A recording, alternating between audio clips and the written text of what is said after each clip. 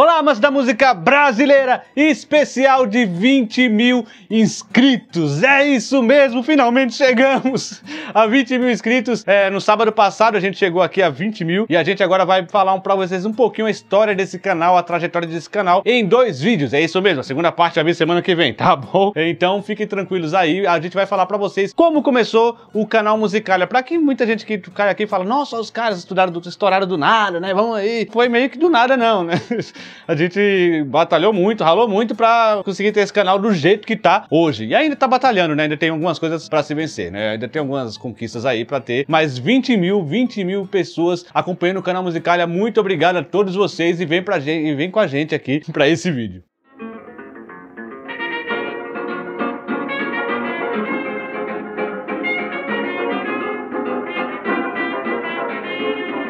O canal Musicalha teria que ter seu início no ano de 2014, então aqui a gente vai falar de 2 anos específicos, 2014 e 2015, é isso mesmo, 2014 e 2015. Em 2014, na verdade, eu, Juscelino Filho, né, tudo começou com as minhas ideias de tentar trabalhar com conteúdo de música brasileira, querer mostrar pra vocês um pouco mais de curiosidades de música brasileira, e aí a gente, na verdade, esse eu fiz sozinho, foi uma página no Facebook, uma página chamada Música Brasileira, que era pra ser basicamente o que é o Musicalha aqui, mas no Facebook, não é? Sem vídeos, obviamente, mas com postagens, várias postagens lá, várias fotos, várias coisas, e tinha os meus textos, eu publicava meus textos e botava lá. Qual era o problema dessa página? Ninguém assinou, não tinha muitos seguidores, ninguém via os textos, ninguém comentava, então ficava meio lá falando pra ninguém.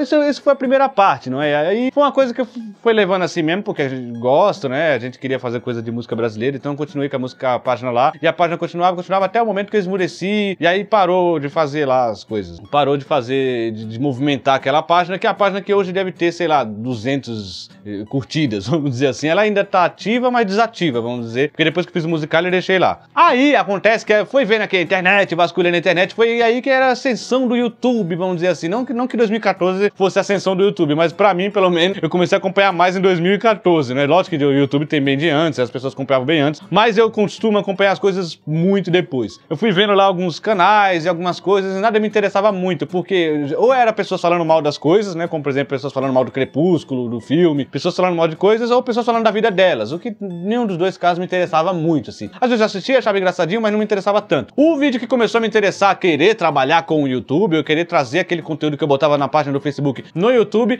foi o vídeo do Zangado, acreditem se quiser, o vídeo de videogame, é um vídeo de games, é um canal de games, né, um canal que fala muito de games, e ele contou a história do Mortal Kombat em 3 vídeos de 1 hora cada. Ou seja, eu fiquei 3 horas vendo YouTube pra saber toda a história. Foi muito bem detalhado, foi uma pesquisa muito bem feita e aquilo me impressionou bastante. Eu falei, caramba, que legal saber da história do Mortal Kombat, essa coisa de você, anos depois, vir perceber algumas coisas que acontecia, que você jogava lá e que você não sabia das histórias e agora sabe. É muito legal ter essa experiência de descoberta. Então aquilo me impressionou bastante e aí eu fui vendo o canal dele, algumas coisas ainda me interessavam muito, quando ele contava história de jogos, por exemplo, me interessava muito mais. E depois eu vi outras histórias de desenhos, né? De jogos, do Street Fighter. Ele fez algumas sagas, e eu ficava sabendo da história através dele. Eu gostei muito desse canal, que é o Zangado. O canal existe até hoje, obviamente. Esses canais que eu vou mostrando aqui, que eu vou falando aqui, são mais antigos e geralmente eles têm agora milhões de seguidores. O Zangado não sei quantos milhões, mas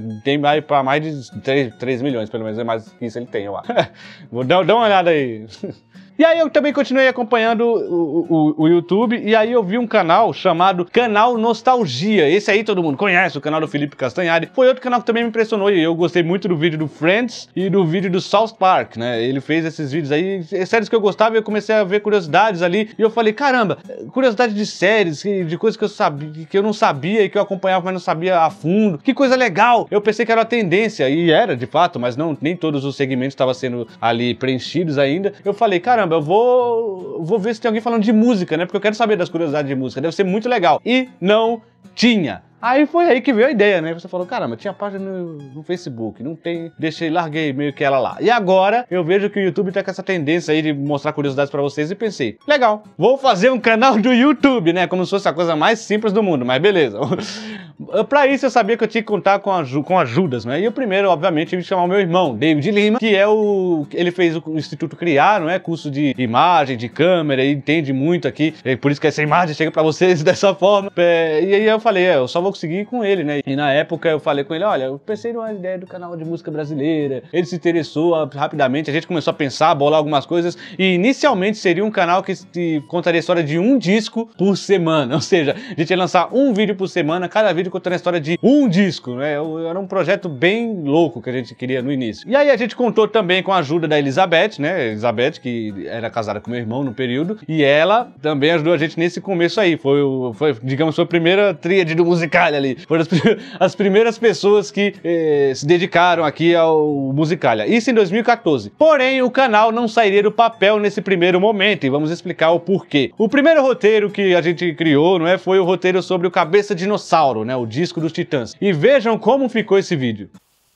Olá, amantes da música brasileira. Hoje vamos falar do disco de 1986, Cabeça Dinossauro, o terceiro da banda paulista Titãs. Cabeça dinossauro! Cabeça dinossauro!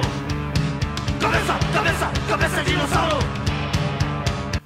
O disco nasceu depois de uma época turbulenta para a banda. Os integrantes Arnaldo Antunes e Tony Bellotto foram presos por porte de heroína no final de 1985.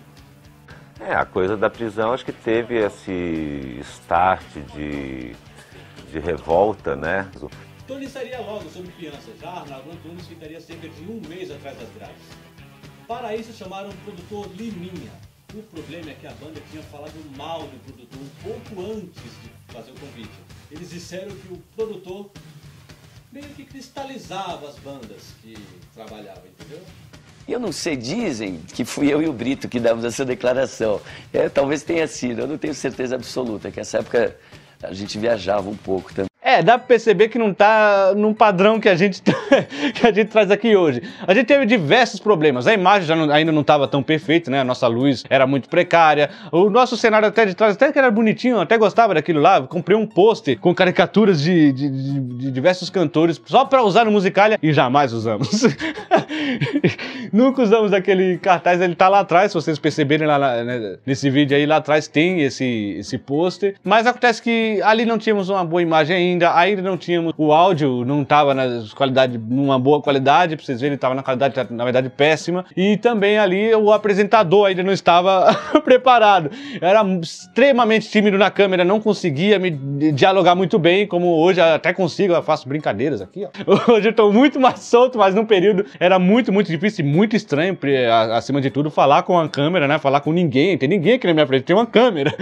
Isso foi uma coisa complicada, então a gente, nesse primeiro momento, percebeu que ainda não dava pra publicar nada com relação ao YouTube, que ainda precisava muito que aprender. Então eu fiquei exatamente um ano, né? Nós ficamos um ano pensando aí, imaginando, e nesse tempo, pelo menos eu como apresentador, fui buscar como eram os apresentadores do YouTube. E algumas coisas que eu detestava no YouTube, eu percebi que eu teria que passar a utilizar, porque era quase que o YouTube criou uma linguagem deles, então eu teria que entrar nessa plataforma sabendo qual era a linguagem que eu deveria seguir. Por exemplo, esse corte seco que tem aqui, esse corte que pra mim na época não fazia o menor sentido, né? Que hoje faça também, mas a gente utiliza, não é? Dá até uma dinâmica melhor pro vídeo, assim, vamos dizer, não fica parado. Um vídeo com corte e sem corte tem uma diferença muito grande. Mas na época eu achava muito estranho esse tipo de corte, e aí eu fiquei, caramba, eu vou ter que utilizar isso, e percebi também que as apresentações, eles falavam um pouco mais rápido, né? Um pouco mais pra fora, e um pouco com muito dinamismo. O que me chamou muita atenção, primeiramente, primeiramente me incomodou, mas o apresentador que me chamou atenção pra esse sentido foi o Cauê Moura. O Cauê Moura, ele fazia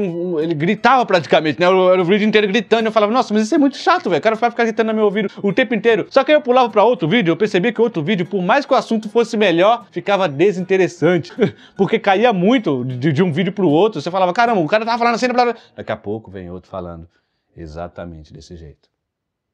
Vamos falar sobre Física quântica.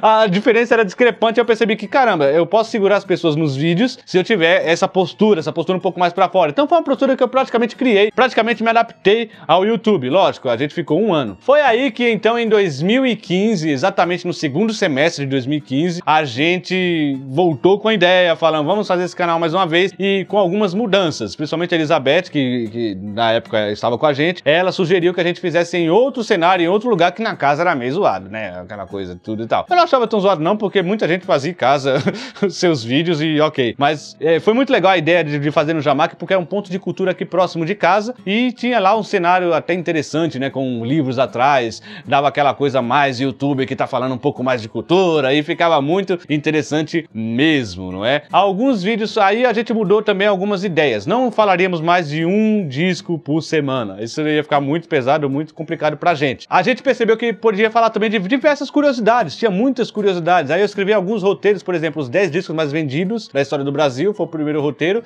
e o segundo roteiro foi 5 erros da música brasileira. Só que ficou invertido, o primeiro foi os 5 erros da música brasileira, o segundo vídeo foi os 10, né? Mas o primeiro roteiro foi o outro, tá bom? Com esses roteiros em mãos e agora com o novo local, a gente só faltava uma coisinha só, que foi o último elemento aqui. 2 irmãos trabalhando, não é? E o Davi aqui, o que você já conhece do Musicalha Rap, o Juscelino Filho, que vocês também conhecem aqui, que apresenta pra vocês, e o João Marcos agora entrava também porque ele ia editar os vídeos, não é? Tava fazendo um curso também de edição de vídeo e ele que ia partir pra editar esses vídeos e até hoje ele edita aqui, esse vídeo foi editado por ele. Olha a foto dele aí. Ele é bem palhaço, né? Provavelmente ele fez uma piadinha agora.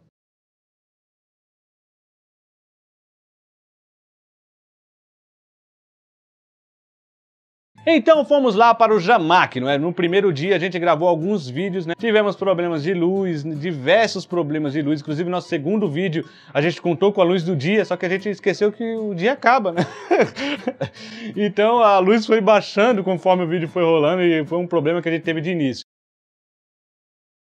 O áudio também não era um bom áudio ainda, a gente não conseguia fazer, ninguém entendia de áudio naquele período. Hoje eu entendo melhor de áudio, então dá para trabalhar com mais tranquilidade, mas naquele período foi um pouco difícil. Mesmo assim, com tudo isso, a gente decidiu lançar o canal. No dia 1º de outubro de 2015, oficialmente o Musicalha existia, lançando o seu primeiro vídeo, que foi os 5 erros da música brasileira. Os 5 erros era uma curiosidadezinha, era um vídeo bem leve, bem light, embora hoje tem muita visualização, né? Porque é o primeiro vídeo do canal, tá mais tempo lá, tá 2 anos lá. Então muita gente viu esse vídeo aí, acho que 11 mil, não sei quanto ele tem exatamente de visualização. Eu sei que você tá falando 11 mil é pouco, mas pro nosso canal é muito. A partir daí começaram a surgir alguns outros problemas, não é? Por exemplo, o Jamaq, esse lugar que nos acolheu, né? São amigos nossos, né? São pessoas que trabalham aqui na comunidade, é um ponto de cultura aqui da comunidade, porém era muito difícil a gente combinar de gravar lá. Por quê? Porque, enfim, era um local que não estava funcionando no fim de semana, e a gente só podia, aliás, até hoje só pode trabalhar com o Musicalha num fim de semana. O que a gente ia fazer então, não é? A gente não conseguia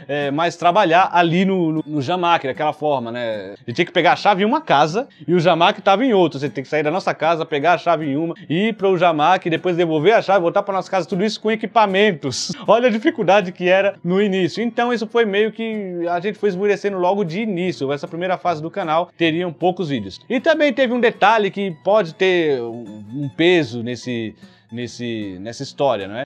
Depois do segundo vídeo, antes do terceiro vídeo do canal, a gente perdeu o nosso pai, não é? O nosso pai faleceu ali, a gente até fez um vídeo falando por que a gente ia interromper um pouquinho o fluxo do canal, e a gente tava lançando um por semana, naquela época era muito difícil lançar um por semana, ainda é muito difícil, tá bom? A gente tá lançando mais pra vocês, mas aquele também foi um golpe complicado pra gente, assim. E a gente ainda voltou poucas vezes lá no Jamaq, eu acho que isso foi a nossa primeira tentativa de fazer Musicalha, que foi meio falha, assim. Ela acabou com nada mais, nada menos que cerca de 6 vídeos, eu acredito que foram 6 vídeos apenas, então o Musicalha meio que finalizou ali, né? A gente em 2015 parou com as atividades, não conseguia ir lá no Jamaq, então termina um primeiro ato de uma maneira meio que melancólica. A gente não conseguiu manter tão bem assim o canal tinha pouco mais de 50 inscritos nesse período, não é? A gente chegou a 50 inscritos, eu lembro que a gente comemorou bastante, foi muito difícil chegar a 50 inscritos, olha, veja vocês aí, mas foi um momento complicado e a gente teve que pausar o canal mais ou menos, mas isso era um pouquinho estratégia nossa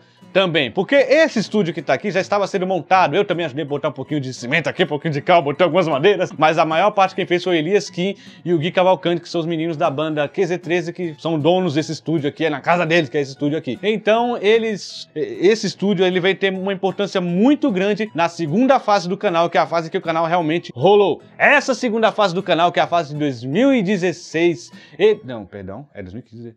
2016 e 2017, é isso mesmo, né? Vocês vão ver no próximo vídeo na semana que vem. Então aguarde. Se você gostou do vídeo, deixe seu like, né? Não se esqueça que vai ter o próximo vídeo sobre esse mesmo tema. E obrigado a todos vocês e até semana que vem com a segunda parte desse vídeo, senão ia ficar muito longo, tá bom?